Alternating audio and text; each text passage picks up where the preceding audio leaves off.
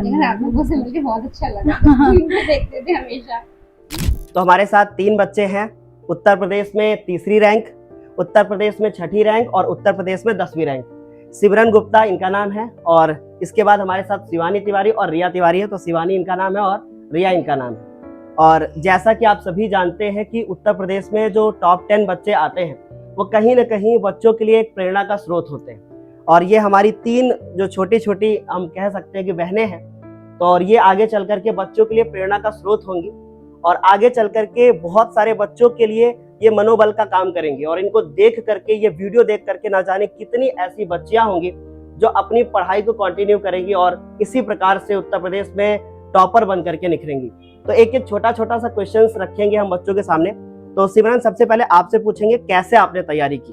मैंने स्टार्टिंग से पढ़ाई की है, जो मेरे को स्कूल में मिला और ट्यूशन में मिला उसको मैंने डिले नहीं होने दिया। बिल्कुल, जितना भी टाइम लगे उसको मैंने कंप्लीट करके सोया है। ठीक है। हाँ।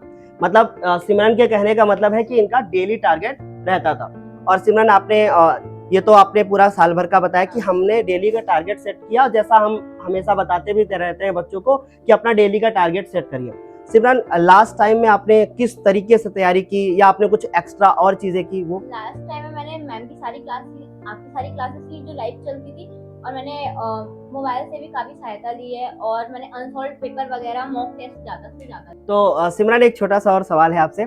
जब आपसे मेरी बात हुई तो आपने कहा कि दिव्यांशी मैम को लेकर के आ रहे हैं कि नहीं, तो मैंने सिमरन से कहा कि मैं मैम को लेकर के नहीं आ रहा हूँ। तो सिमरन का एक ही सवाल था कि सर क्यों लेकर के नहीं आ रहे हैं? तो आखिर क्यों आप मैम से मिलना चाहती थी? मैम ने हिंदी में बहुत सपोर्ट किया है। उन्होंने मेरे को मतलब जो मॉक टेस्ट होते थे ना, मैंने लास्ट में सारी लाइव क्लासेस मैम की देखी। व्याकरण मेरी मतलब बहुत ज्यादा लो थी, मैंने मैम की एक क्लास देखी, मेरी पूरी कंप्लीट हो गई। क्या बात। एक ही क्लास में? हाँ, एक क्लास में वो लास्ट में था। याद आ रहा है मैम कौन सा वीडियो है वो? क्लियर कर लिया। बिल्कुल। तो इंग्लिश ग्रामर की भी इसी तरीके से हमने क्लासेस कराई, बहुत सारी चीजें कराई और बच्चों को हेल्प रही। तो सिमरन के बाद कुछ और सवाल मैं सबसे पहले अब शिवानी से करता हूँ। शिवानी, आपकी पूरे उत्तर प्रदेश में 6ठी रैंक है। आपने पूरे साल में कैसे तैयारी की, बस थोड़ा सा बताइएगा। मैं हमेशा अपना काम पूरा करके ही सोती थी, फिर मुझे कितनी भी देर लगे कभी अपना काम पीछे नहीं छोड़ा। और मैं प्रत्येक क्वेश्चन को बहुत अच्छे से सॉल्व करती थी, चाहे वो छोटा हो या बड़ा हो। ये भी नहीं सोचा ये क्वेश्चन मैंने अभी सॉल्व किया था कुछ दिनों पहले, तो अब इसको छोड़ देती हूँ, दूसरा कर लेती हूँ। मैंने सारे क्वेश्चन अगर दोबारा लगाए तो सभी लगाए, चाहे छोटा हो चाहे बड़ा। ये बहुत अच्छी बात है क्योंकि बहुत सारे बच्चों के अंदर ओवर कॉन्फिडेंस आ जाता है। जैसे बच्चे लास्ट टाइम में बोलने लगते हैं, अरे सर मैं 2-2 बार एनसीईआरटी खत्म कर चुका हूँ और अब मैं क्या ही करूँ। तो शिवानी का भी यही कहना है कि अगर बोर्ड एग्जाम में अच्छा स्कोर करना है तो चीजों को रिपीट करना है और छोटा बड़ा समझ करके नहीं बल्कि सबको बराबर लेकर के चलना है। तो आपके कौन से सब्जेक्ट में हाईएस्ट मार्क्स? मेरे ड्राइंग में सबसे हाईएस्ट कितने? 99। 99 ड्राइंग में है, बहुत अच्छा। और मैथ्स वगैरह में भी बहुत अच्छे रहे होंगे आपके और इंग्लिश वगैरह में भी। चलो, और इसके बाद हमारे साथ रिया है। रिया तिवारी, और इनकी भी पूरे उत्तर प्रदेश में 10वीं रैंक है। तो आप देख सकते हैं यहाँ पे हमारे पास 3 मूर्तियां जो दिखाई दे रही हैं, जो त्रिमूर्ति है। ये उत्तर प्रदेश में 6ठी, 10वीं, 3री रैंक है, जो कि अपने आप में एक बहुत बड़ी बात है। तो आपने बेटा कैसे तैयारी की? मैं अपना गोल बनाकर चलती थी कि आज मुझे इतना वर्क कंप्लीट करना है और तभी सोना है। यही मेरा रोज का टारगेट था। तो रिया के अकॉर्डिंग, रिया का कहना है कि डेली टारगेट बना करके चलती थी। तो आपने तीनों टॉपर के मुंह से सिर्फ एक ही बात सुनी कि डेली टारगेट बनाना और उसको कंप्लीट करना। अंत समय में आपने कैसे प्रिपरेशन की? फिर मैंने आपकी लाइव वीडियो देखी और अपने नोट्स पढ़े बस। तो लाइव वीडियो से कुछ हेल्प मिली आपको? हाँ, बहुत मिली है। बहुत मिली है। आपके बताने का तरीका बता रहा है कि हेल्प मिली है और ऐसे लाखों बच्चों की मदद कर पा रहा है ज्ञानोदय। और मैं ये कहना चाहूंगा कि शायद आज जो हमारा जीवन है वो सफल हो चुका है। पिछले 5-6 सालों की जो हमारी मेहनत है वो रंग ला रही है। और आपने बेटा आखिरी समय में कैसे तैयारी की? मैंने आखिरी समय पे अपने नोट्स पढ़े और आपकी क्लासेस भी कुछ ज्वाइन की, दिव्यांशी मैम की कुछ क्लासेस ज्वाइन की। मैंने लाइव क्लास ज्वाइन नहीं की लेकिन रिकॉर्डेड क्लासेस ज्वाइन की थी। हाँ, बहुत सारे बच्चों के पास कुछ प्रॉब्लम्स होती कभी हैं। कभी टाइम नहीं मिल पाता था बाद में लाइव भी क्लास बिल्कुल, में। तो बाद में मतलब एटलीस्ट कहने का ये मतलब है कि यदि आप लाइव क्लास नहीं कर पाते हैं, क्योंकि YouTube एक ऐसा प्लेटफॉर्म है जहाँ पे बहुत सारा फ्री कंटेंट अवेलेबल है और जैसा कि हम लोग अवेलेबल करवाते भी हैं।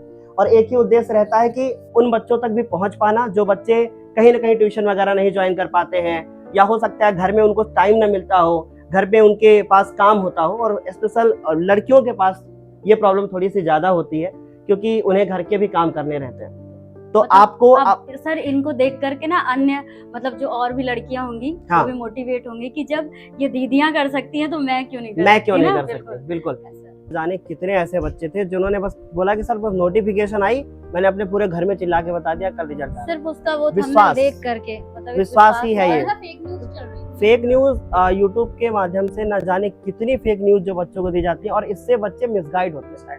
बच्चों को भी ये लगता है कि कहीं अच्छा ऐसा भी हो सकता है, तो वो बच्चे भी कहीं ना कहीं फिर वो धीरे धीरे करके उनके अंदर वो आदतें बिल्ड होने लगती हैं। जैसे अब आपने देखा कि हमने सही जानकारी दी, तो आप भी जब कभी बड़े होंगे ना, तो आपको भी लगेगा कि हमें अपने जीवन में ईमानदार बन के रहना है, और ईमानदार बन के रहेंगे तो हमें हमारा कोई कुछ नहीं बिगाड़ सकता। सही बात तो सर ये है कि ईमानदारी को एक सिक्का है कि आप कहीं फेंक दो वो चमक ही रहेगी। बिल्कुल। क्योंकि आदमी कहता है कि उसकी बात में मैं उसकी बात नहीं कर सकता, क्योंकि उसकी जो जबान है वो बिल्कुल पक्की है, उसने जो कह दिया वो करके ही रहेगा, और बहुत आप से भी- लोग उसका विश्वास नहीं है। आप भी आप बैठ बैठ जाइए। जाइए। अरे बैठ हाँ, जाइए, नहीं वही चीज बैठ जाइए आप भी, अच्छा आप तभी भी लगेगा बैठिए। हमें भी। और सिमरन आप लोगों से, और रिया आपसे, शिवानी आप लोगों से मिलकर के बहुत अच्छा लगा। और जब ये वीडियो वो बच्चे देखेंगे जो कि जिनको वास्तव में नीड होती है, और जो वास्तव में पढ़ना चाहते हैं, और जो वास्तव में पढ़ना चाहता है, ज्ञानोदय उसके साथ हमेशा खड़ा रहेगा। आपको कोई समस्या होती है, आप हमें कांटेक्ट कर सकते हैं, और अपनी जो भी परेशानी होगी वो आप हमें शेयर कर सकते हैं। तो थैंक यू सो मच, आज के लिए इतना ही। तो रिया, सिमरन और शिवानी की कहानी तो आपने सुन ली। अब हमारी बात को 2 मिनट बहुत ध्यान से सुनिए। जब कोई बच्चा सफल होता है तो उसकी सफलता के पीछे बहुत सारे किरदार होते हैं, लेकिन उसकी सफलता में जो असली उपलब्धि होती है वो उसकी अकेले की नहीं होती, या माँ बाप की होती है, उसके परिवार की भी होती है, उसके अध्यापकों की भी होती है। तो इसी बात पे मैं सिमरन के माँ बाप के बारे में यहाँ पे कुछ बोलना चाहूँगा। सबसे पहले मैं उनको प्रणाम बोलना चाहूँगा, क्योंकि शायद उन्होंने बहुत मेहनत की होगी अपने बच्चों के लिए। ऐसे ही शिवानी के माँ बाप भी, और साथ ही साथ में रिया के, और वो सारे बच्चों के माँ बाप जिन्होंने अपने बच्चे को सफल होते हुए देखा है, और उनके बच्चे मेहनत भी करते हैं। सिमरन के पिताजी बहुत ही ईमानदार व्यक्ति हैं, और अपने मुख से निकले हुए वचनों के प्रति वो सबसे ज्यादा ईमानदार। मैंने शायद अभी तक अपनी पूरे जीवन में इन लोगों से ज्यादा ईमानदार व्यक्ति नहीं देखा। और मैं बस आप लोगों को इस वीडियो के माध्यम से यही संदेश देना चाहता हूँ कि अगर आप लोग हमारा वीडियो देख रहे हो तो ऐसे अपने बच्चों के लिए आप लोग जो कर रहे हैं वो करते रहिएगा। और जिस तरीके से आप मेहनत कर रहे हैं, कि शायद मैं उसको भली बात समझ सकता हूँ कि मैंने आप सभी के साथ काफ़ी लंबा समय वहाँ पे व्यतीत किया, काफ़ी घंटे हम आपके साथ बैठे और बहुत कुछ सीखा हमने आपसे।